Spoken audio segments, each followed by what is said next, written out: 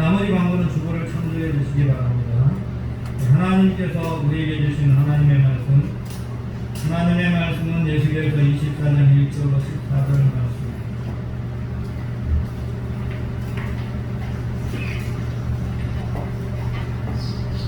하나님의 말씀 24장 1절로 14절 말씀입니다.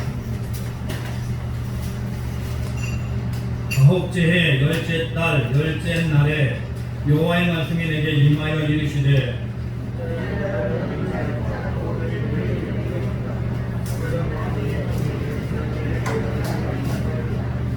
너는 이 반역하는 족속에게 비유를 베풀어 이르기를 주 여호와께서 이같이 말씀하시기를 가마 하나를 걸라.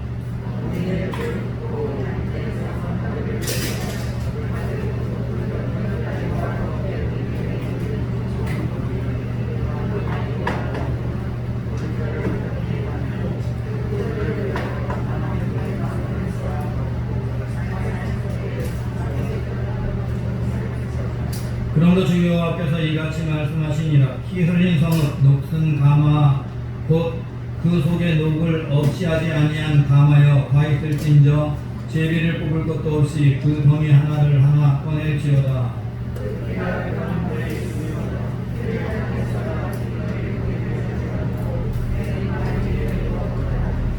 내가 그 피를 맨바위에 두고 덮이지 아니하게 하면 분노를 나타내어 보응하려 하느니라.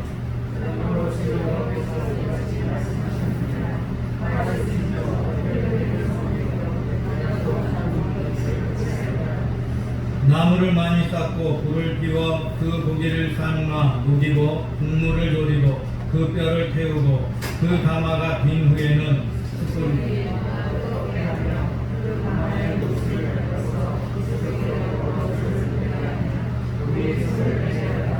이 성이 수고함으로 스스로 피곤하나 많은 녹이 그 속에서 벗겨지지 아니하며 불에서도 없어지지 아니하는도다.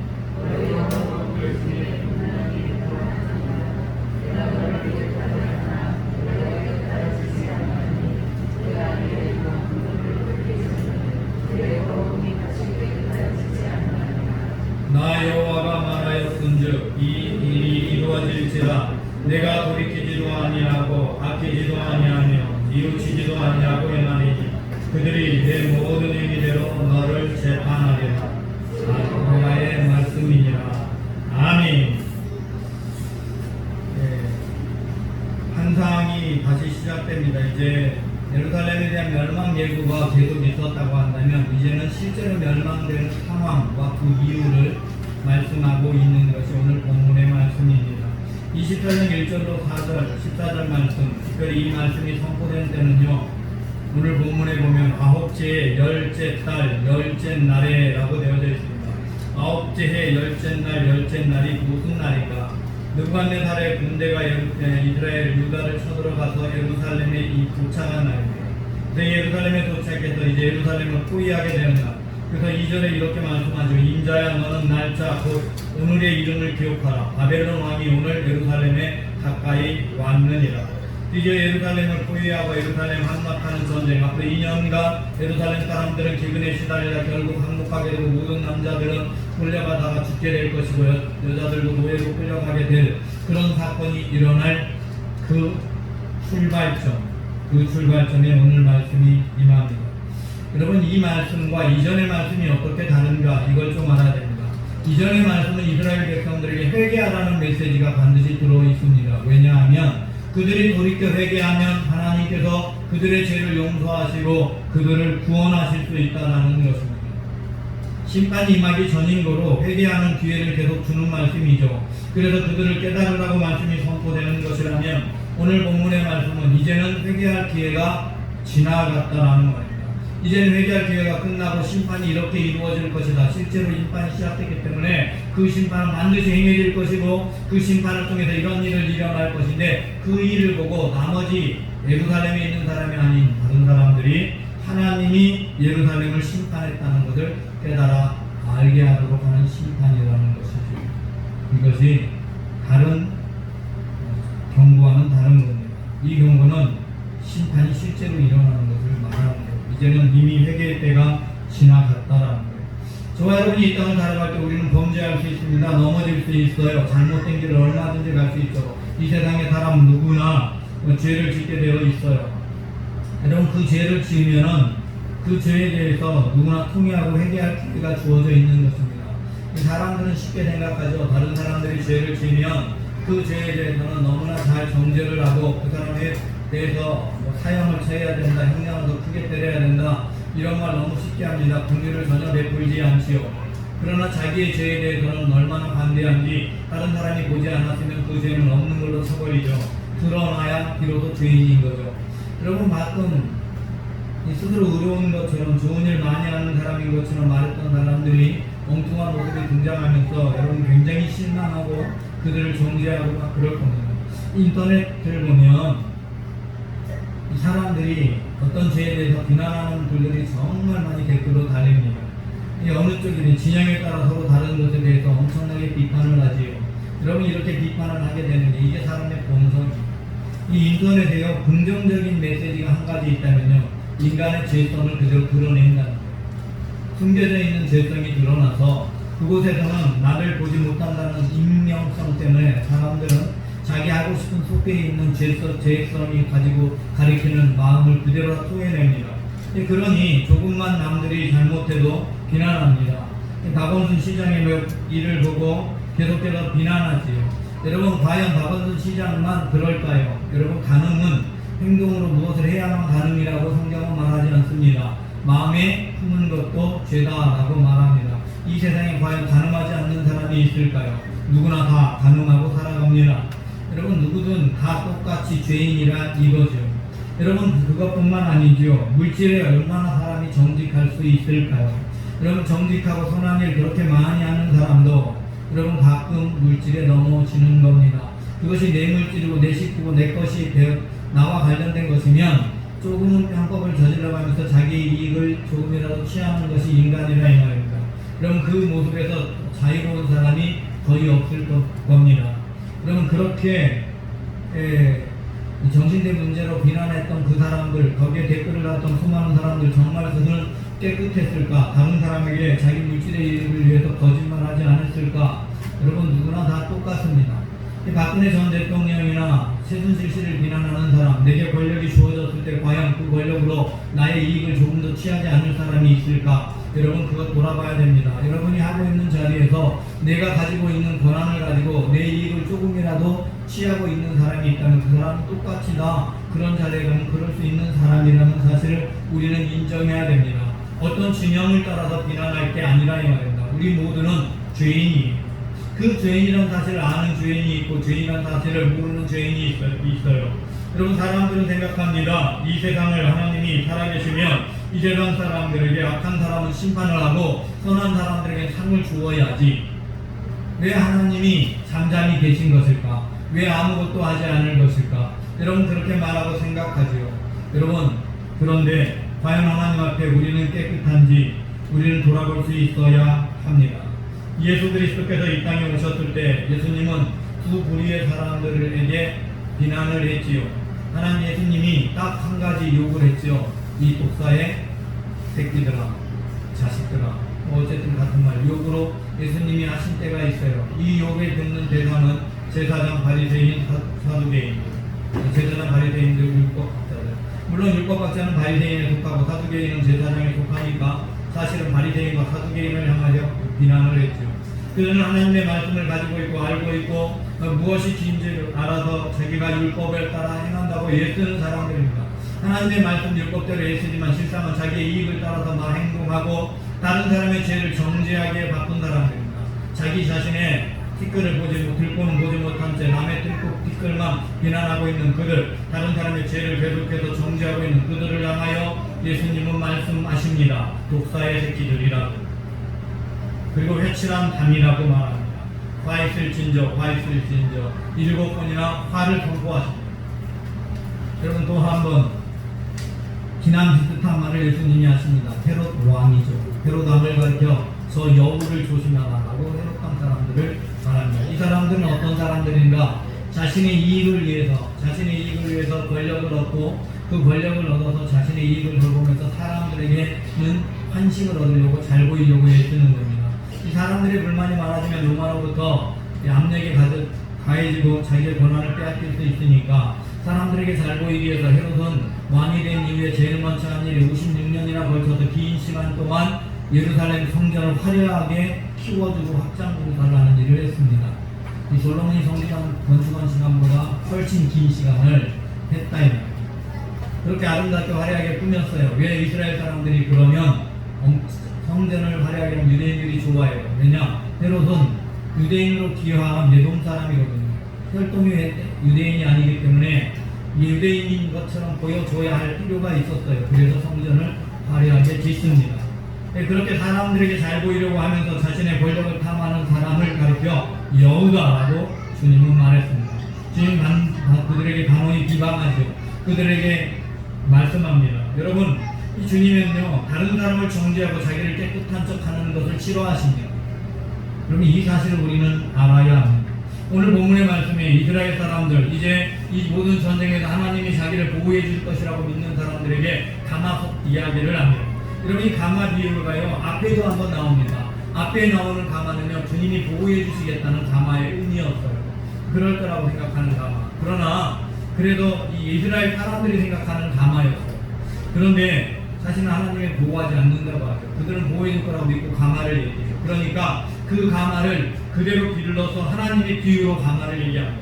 그런데 그 가마는 실상 어떤 가마냐? 녹슨 가마다. 녹슨 가마다. 이 녹슨 가마인데 이 녹슨 가마에다가 고기를 넣고, 고기는 이스라엘 사람들이죠. 거기다 넣고 삶고 있다. 하나님께 드리겠다고 삶지만 여러분, 부정한 그 가마로 삶으면 그 안에 고기도 부정한 거예요. 하나님께 드릴 수 없어요. 그래서 그것을 다 끓여서 익혀요. 고았어요. 잘 삶았어요. 그래서 하나님께 드려야 되는데 그렇게 안 하고 뭐 어떻게 하라고 하냐면 고기 다 꺼내. 제비 뽑을 필요 없어. 하나님의 거는 제비 뽑아드리거든요. 그런데 그렇게 하지 않고 다 꺼내라. 그 다음에 거기에 있는 물을 쏟아내는데 물을 보니까 피가 들어있어. 피가 있어. 원래 고기에 피를 다 빼야 되거든요. 왜 피가 들어있을까요? 이 정결하지 않으니까, 죄 가운데 있는 사람들이 그대로 하나님께 드려져 있으니까, 부정한 사람들이니까 피가 들어있는데 이 불을 쏟아냅니다. 그대로 쏟는데 땅에 흡수되고 쏟는 것이 아니라 원래는 땅에 흡수되게 쏟아서 없어버리는 것인데 그렇게 하지 않고 바위 위에 쏟아서 보이게 만듭니다. 피가 보이게. 그러면서 뭐라고 하냐? 예루살렘은 피 흘린 성읍이다. 왜 피 흘린 성읍입니까? 권력을 가진 사람들이 자기의 권력을 이용해서 자기들은 스스로 옳다고 여기고 자기의 배를 불리면서 백성들이 굶어 죽어가고 고통당하는 것을 외면했기 때문에.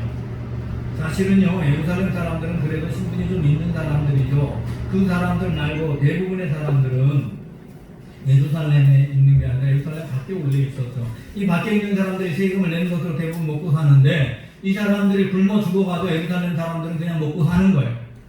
전쟁을 한다고 하니까 물자를 계속 공급해야 돼요.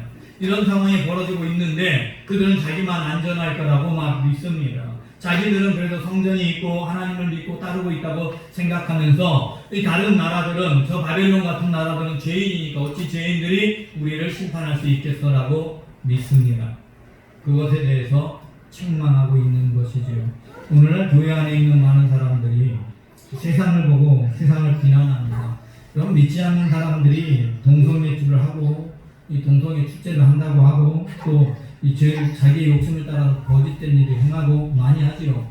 여러분, 그들이 악한 일을 하는 것을 우리가 못 본 채 하고 있을 수는 없습니다. 반드시 이야기는 해야 되죠. 그들이 잘못된 길을 가고 있다 말을 해줘야 됩니다. 그러나 그들에 대해서 정죄해서는 안 됩니다. 너희는 죄인이다 라고 선포해서는 안 됩니다. 그들이 죄를 깨 길을 가는 것을 보고 긍휼히 여길 수 있어야 되고 그들을 위해 기도할 수 있어야 되고 그들에게 잘못된 길을 가고 있으니 올바른 길로 가달라고 권면할 수 있어야 되는 거죠. 그게 믿음의 사람들이 할 일입니다. 믿음의 사람들이 진짜 해야 되는 거예요.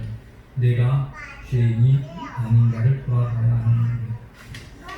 여러분, 다른 사람이 죄를 정죄하는 게 아니라 죄를 볼 때 내가 죄인이 아닌가 나를 돌아보아야 하는 겁니다. 여러분, 그런데 유대인들은 그러지 않았어요. 유다 사람들은 그렇게 하지 않고 그들을 죄인이라고 생각하고 자기를 의로운 줄 알았어요. 그래서 녹이 들었어. 여러분, 녹이 한번 들어가잖아요. 쇠에 녹이 한 군데 조그맣게 딱 그냥 별짓을 해도 닦아내서 다시 녹습니다. 녹이 슬기 전에 페인트 칠하고 기름칠해서 덮어두면 녹이 다시 나지 않는데 녹이 한번 시작되면 그 녹은 계속 파들어갑니다. 여러분 자동차 하부, 스타렉스 차량이 교회에 있었는데요. 하부가요 녹이 슬기 시작했어요. 하부 코팅을 했어요. 안 해놓고 제가 타가지고 녹이 슬기 시작했어요. 제가 녹을 이제 다른 교회 줬잖아요. 그 차가 녹이 들었는데 나중에 들어서 봤어요. 이 조그맣게 들기 시작한 녹이 어떻게 들어갔냐면 이렇게 큰 쇳덩어리 밑에 바가 있습니다. 철바가 이 스타렉스 같은 승합차는요 의무적으로 바가 철로 이렇게 틀이 되어져 있어요. 그러니까 부딪혀도 위는 찌그러도 차체가 찌그러지지는 않도록. 그럼 다 죽잖아요. 그래서 그 바가 들어가 있어요. 이 철바가 녹이 들었는데 이렇게 부식해서 쭉 들어가는데 이만큼 남겨. 이 두께 중에 3분의 1만 남겨갖고 전체가 녹이 들어서 끊어져 있어요. 조금만 지나면 주저앉아 버립니다. 여러분 이거 녹을 없애고 닦아내고 그 부분만 잘 떼우면 되느냐? 막 떼면서 떼우면 안 됩니다. 어떻게 보셨을까요? 그 부분 잘라내고 새를 집어넣어서 영접해야 됩니다. 그게 녹이에요. 여러분 그러니까 그 녹슨 가운데 했으니까 이제 또 보여주는 거야. 자 그러면 이제 다 녹이 슬고 버려졌으니까 그럼 한번 깨끗하게 할 수 있는지 보자. 하나님 말씀하시는 거죠. 그래서 9절 이하에 이렇게 말하죠. 그러므로 주 여호와께서 이같이 말씀하시라. 화에 쓸진저 피 흘린 성읍이여 내가 또 나무 무더기를 크게 하리라. 나무를 많이 쌓고 불을 피워서 그 고기를 삶아 녹이고 국물을 졸이고 뼈를 태우고 가마에 비누에 숯불을 놓아서 뜨겁게 하여서 가마를 달겨서 가마에 못을 달겨서 그 속에 더러운 것을 녹게 하여 녹이 소멸되게 하라 라고 시켜요. 해봐라. 너희들이 그 녹을 없앨 수 있는지. 여러분 일반적으로 좀 칼 같은데 녹이 조금 슬잖아요. 그럼 불에 달궈도 계속 뗀 다음에 다시 두들겨주면 녹이 다 떨어져 나가서 다시 쇠철처럼 됩니다. 왜 녹이 온도가 원래 녹 자체가 산화되는 건데 더 큰 산화를 일으켜서 원래 녹을 떨어뜨려 버리는 거예요. 불로 태우면서. 그래서 남고 나면 다시 코팅하면 괜찮아지거든요. 그런데 이미 안으로 스며들어 버린 녹은 되지 않습니다. 표면에 있는 녹만 떨어져 나가지 안으로 녹이 이미 스며들어 버리면 아무리 태워도 녹이 사라지지 않는 거예요. 아무리 태워도. 그래서 이제 고기를 다 쪼리고 다 없어져. 이스라엘 예루살렘 성이 다 비었어. 사라졌어. 그런데도 예루살렘 성은 여전히 더러운 땅이에요. 불로 태워서 달궜는데 이 녹이 제거되지 않는다. 도대체 이 녹이 무엇이냐? 이 더러운 것이 무엇이냐? 라고 말하는데 13절 이 너희 더러운 것 중에 음란이 그 하나라. 이거 이제 죄의 대표로 음란을 말합니다. 녹이 무엇을 상징하냐? 죄를 상징하는 거예요. 예루살렘의 죄. 예루살렘은 죄 지은 성읍입니다. 이거예요. 죄에 가득한 도성이다. 그래서 하나님이 불태워 버리는데 태운다고 해도 없어지는 게 아니다. 여러분 이 세상에서 살인을 하고 죄를 짓잖아요. 죄를 지면은 재판을 받잖아요. 재판을 받고 나면 재판에서 형량이 다 치르고 나면 여러분 그 다음에는 그 죄를 물어요 안 물어요? 안 물어요. 그죠? 죄를 묻지 않아요.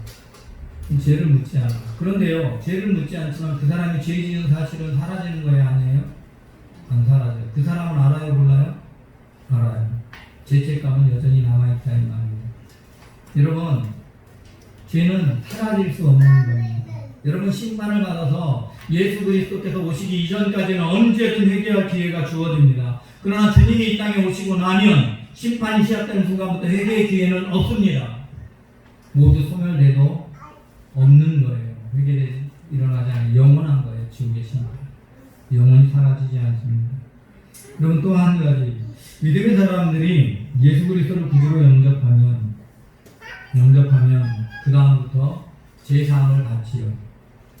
그래서 자유를 얻습니다. 그래서 자유를 주신다고 하나님 말씀했는데, 그런데 여러분 기도하려고 하면은 제사함을 얻는데 옛날에 죄에 대한 생각과 죄책감이 들어요, 안 들어요? 들죠. 죄책감이 들어요. 죄 용서를 받았는데 왜 죄책감이 들까? 여러분 이 사실을 알아야 되는데, 여러분 죄가 기억에서 지워지지 않습니다. 죄책감은 사라지지 않는 겁니다. 죄에 대한 심판이 사라지는 겁니다. 그거 잘 아셔야 돼요. 하나님께서 우리를 죄에 대한 심판이 사라져서 구원을 받게 하고 영생을 얻게 하는데, 언제 죄의 기억이 사라지냐? 하나님 앞에 서는 순간 사라집니다. 그게 진짜 새롭게 됩니다. 하나님에게 변화되는 것 중에 가장 큰 게 내 죄의 과거의 죄가 다 잊혀지는 거예요. 이제 하나님의 백성으로 새로운 거예요. 죄성이라는 것 자체가 없어지는 거예요. 그래서 하나님 앞에 가면 죄가 사라져요. 그러나 그 이전에는 죄라는 놈은 여전히 내 안에 남아있고 죄책감이 남아있어요. 근데 하나님 왜 귀하게 하나님은 잊어버리면서 왜 우리는 기억하게 만들어요? 하나님은요 회개하는 기회를 잊어버리셔요. 하나님 천국은 죄가 기억될 수 없는 곳이야. 그러니까 그런데요 예수님과 성령님은요 죄를 잊어버릴까요? 아니면 우리의 죄를 생각나게 할까요? 성령님은 우리의 죄를 생각나게 해요? 잊어버리게 해요? 여러분 생각나게 하십니다. 생각나게 하셔서 죄를 회개하게 만듭니다. 성령님은요 우리가 죄인인 걸 깨닫게 하고 예수님의 은혜로밖에 구원받을 수 없다는 걸 깨닫게 합니다. 여러분 죄를 생각나게 하고 깨닫게 하고 회개하게 하는 거예요. 그러니 성령 하나님이 하시는 일은 죄를 기억하게 하죠. 그러니 죄를 없이 하는 일은 성령이 하시는 일이 아니라 이 땅에서. 그러니 죄 자체는 여전히 기억나. 죄를 없애신 분은 예수 그리스도죠. 예수 그리스도께서는 죄를 없애하고 죄에 대한 심판은 사라지게 했지만 대신 형벌을 받았지만 죄라는 기억은 우리 속에 남아있고 죄책감이 여전히 남아있어요. 왜 죄책감이 남아있을까? 이유는 이것 때문입니다. 여러분 죄를 지은 사람이 죄책감이 남아있어야 다음에 죄의 유혹이 왔을 때 죄를 짓지 않으려고 하는 거예요. 우리 안에 죄성이 남아있어도 여전히 범죄할 수 있거든요. 오라나는 공부한 자도 사도 바울이 했듯이 이 죄라는 놈이 끊임없이 나를 유혹하고 넘어지게 하는데 내 안에 과거에 죄를 지었을 때 어떤 고통이 내 안에 있었던지 내 마음에 고통이 있었는지를 알고 있어야 죄 짓지 말아야지가 되는 거예요.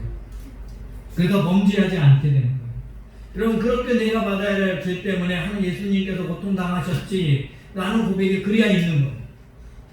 그래야 죄를 안 짓는 거예요. 그래서 죄는 하나님이 용서해 주시면 죄책감은 여전히 이 땅에 있는 동안 남겨두십니다. 주님 앞에 가는 그날까지. 여러분 그래요. 그렇게 남아있죠. 어쨌든 그렇게 돼도 문제는 우리의 죄의 문제를 그렇다. 그러니 이 땅을 살아가는 사람들 중에서 구원을 받아도 우리는 죄인이다 죄인이 아니다? 죄인이에요. 용서받은 죄인일 뿐이야. 죄인이 아닌 게 아니라 죄를 용서받았을 뿐이에요. 그래서 천국에 갔을 때 비로소 완전한 의인으로 되는 거예요. 죄인이지만 하나님 의롭다 하셨어. 그래서 천국 가면 이제 죄인의 명예가 사라지는 거예요. 완전히. 그래서 그것을 성화, 영화라고 말하는 거예요. 영화. 그럼 점점 변해가요. 성화되어 가도 죄가 점점 사라져서 거룩한 존재가 돼가지만 성화가 계속 이루어진다는 얘기는 죄가 여전히 우리에게 있다 이 말이에요. 그죠? 여전히 성인 완전한 존재가 아니다 이런 뜻이에요. 그러나 천국에 갈 때는 영화가 되는 거예요. 영화롭게 된다는 말은 이제 진짜로 죄의 존재가 없어서 거룩한 존재로 우리도 바뀌게 됩니다. 오늘 죄인이에요. 그러므로 이 세상을 살아가는 우리는 죄인이라는 생각을 가지고 있어야 되고 다른 사람의 죄를 보면 그를 정죄해서는 안 됩니다. 여러분 죄를 정죄하는 그들에 대해서 하나님께서는 뭐라고 말씀하시냐? 14절 말씀 시작.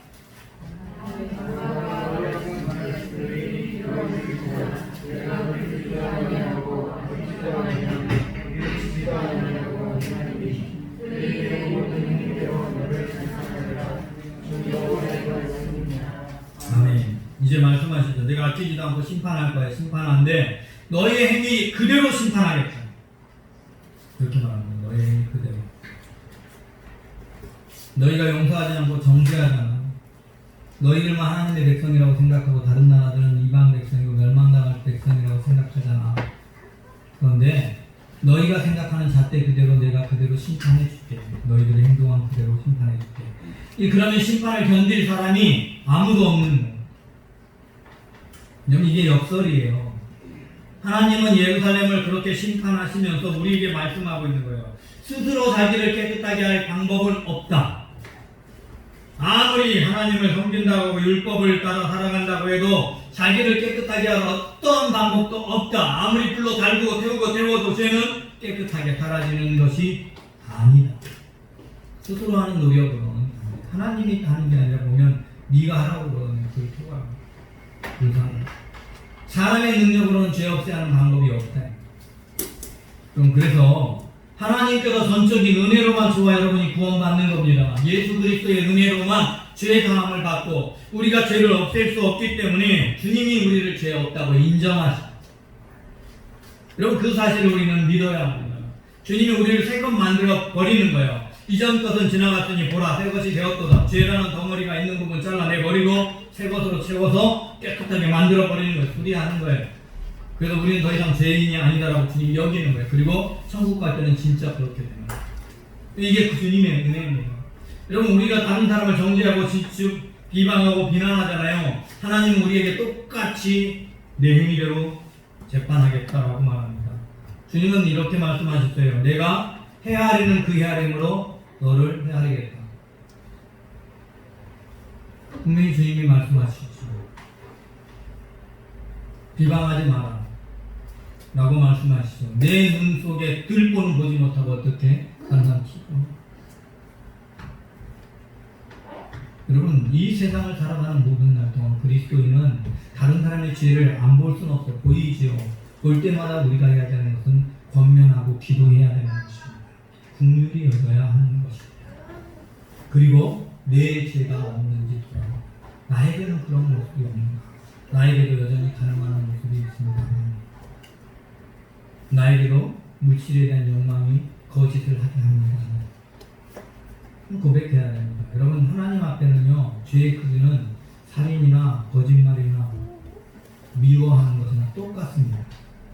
예수님께서 말씀하셨죠. 미워하는 자마다, 형제를 나가는 하는 자마다 뭐 하는 자다? 살인하는 자. 하나님 보시기엔 똑같아요. 왜? 하나님을 거슬리는 행위거든요. 그러면 하나님을 두려워하고 살아간다면 할 수 없는 일이야. 지금 이 자리에 하나님이 나를 보고 계시다는 사실을 믿고 있다면 할 수 없는 일이야. 그러므로 저와 여러분이 하고는 끊임없이 우리는 연합해서 범죄한다는 사실을 고백하시고, 하나님 앞에서 다른 사람을 정죄하지 마시고 죄를 볼 때마다 자신을 돌아보는 믿음의 사람, 그들 위해 기도하는 믿음의 사람, 내 행위대로는 멸망당할 수밖에 없지만 은혜 때문에 구원받은 하나님의 백성입니다. 고백하는 믿음의 사람 되시기 바랍니다. 하나님, 오늘도 우리를 인도하시고 이 땅 가운데 살아가게 하시니 주님의 놀라운 뜻, 은혜의 자리로 나아가게 하심을 감사드립니다. 주의 백성들이 언제나 주님의 뜻, 주님의 은혜, 주님의 진리 안에 살아가기를 원합니다. 이 세상을 비난하는 수많은 사람들처럼 함께 비난하는 자 되지 말기를 원합니다. 오직 진리의 길을 말하고 정의를 말하고 공의를 행하는 사람이 되게 하시고, 어떻게 해서든 나의 연약한 모습 고백하며 주님이 원하는 선한 모습, 의로운 길을 가기 위해 예수는 믿음의 사람 되게 하여 주옵소서. 우리를 구원하신 구주 예수 그리스도 이름으로 기도드리옵나이다. 자리에서 일어납니다.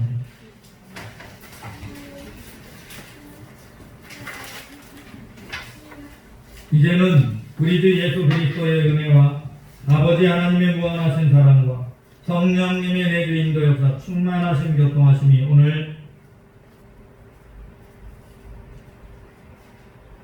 하나님의 은혜로 구원을 받은 하나님의 백성으로 이 세상을 살아가는 모든 날 동안 어떠한 죄를 보든 죄를 비방하는 자가 아니라 우리 스스로를 돌아보며 우리 안에 죄를 제거하는 하나님의 백성 되기를 원하는, 주님 닮아가기를 살아가기를 원하는 하나님의 모든 아들, 딸들 위해서 여전히 세상에서 다른 사람의 그 죄만을 바라보며 자신을 돌아보지 못하는 연약하고 어리석은 사람들과 죄를 죄로도 알지 못하는 수많은 영혼들, 이 나라 이 민족 온 세계 열방 위에 지금부터 영원까지 함께하옵시기를 축원하옵나이다.